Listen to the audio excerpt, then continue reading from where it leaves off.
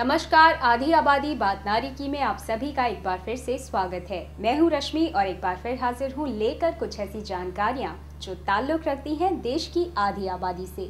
तो चलिए शुरुआत करते हैं हमारे आज के कार्यक्रम की और जानते हैं कि आज की पेशकश में क्या है खास। जानेंगे क्या है कामकाजी महिलाओं के सामने आ रहे चैलेंजेस। इसी विषय पर चर्चा करेंगे समाज सेविका विजया सिंह से। जानेंगे क्या है तकनीकी क्षेत्रों में सामने आ रहे नए करियर ऑप्शन। ले चलेंगे एक ऐसे स्पोर्ट्स इवेंट में जहां बड़ी तादाद में देश भर से शामिल हुई युवा लड़कियां। देखेंगे किस तरह देश के भावी टेक्नोक्रेट्स को किया जा रहा है अपडेट। जानेंगे न्यू मैनेजमेंट ट्रेंड्स के बारे में और ले चलेंगे एक इंटरनेशनल कॉन्फ्रेंस में।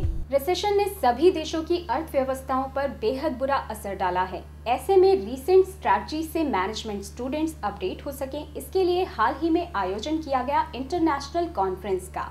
आइए जानते हैं इनके इस प्रयास के बारे में। आर्थिक मंदी के दौर से भारत ही नहीं बल्कि संपूर्ण विश्व भी गुजर रहा है और इसका सीधा असर पड़ रहा है अंतर्राष्ट्रीय बाजार पर, जो किसी भी देश की इकोनॉमिक कंडीशन का एक बड़ा आधार है।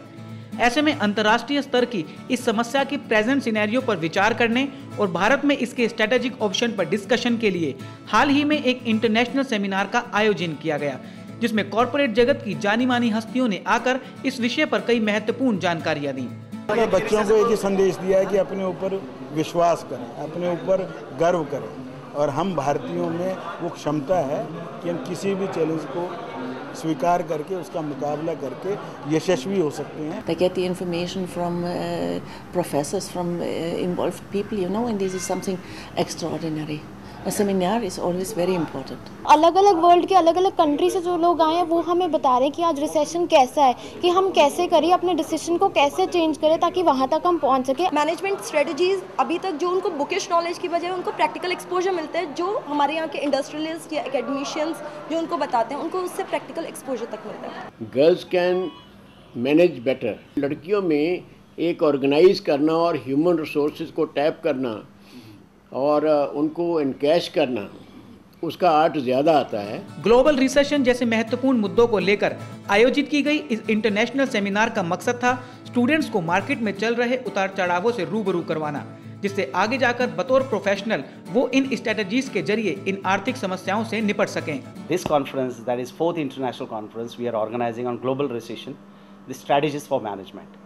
Now the various economies, the Indian economy, though it was not much affected except the export sector, the many economies, the whole world was affected by the global recession.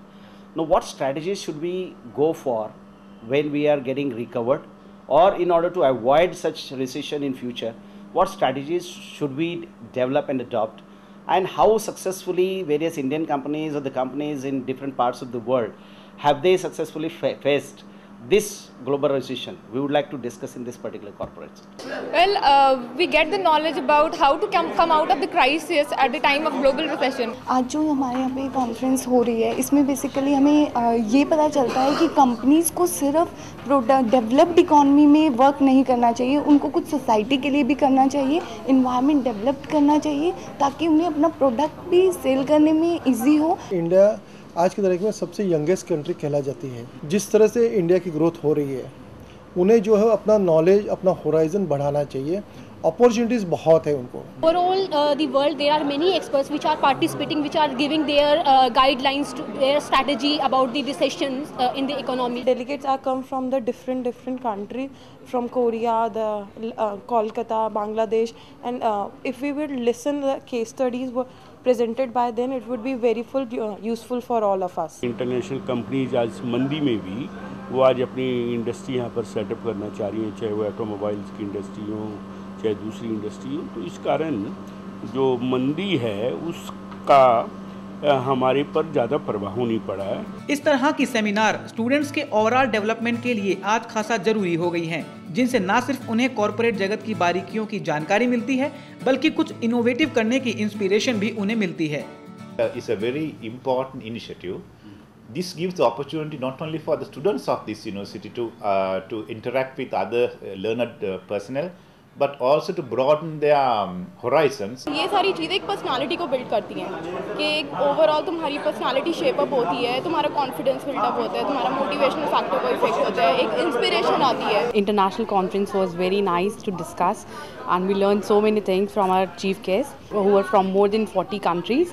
I participated in this conference. It was very useful and very beneficial conference for the students. The growth rate is quite healthy here, and I think that the future is very bright. It looks very bright at the moment, and so that's I think a very positive thing. This conference also, we people are seeing a lot of women who are presenting the papers, and they people have come here from all over the country to give their strategies and discuss their views about the global meltdown and this recession. बहुत अच्छा लग रहा है, हमें काफ़ी कुछ सीखने को मिलता है, एक्सपोजर मिल रहा है। This event is really angelic. It's superb. It's smashing. I'm really relishing it.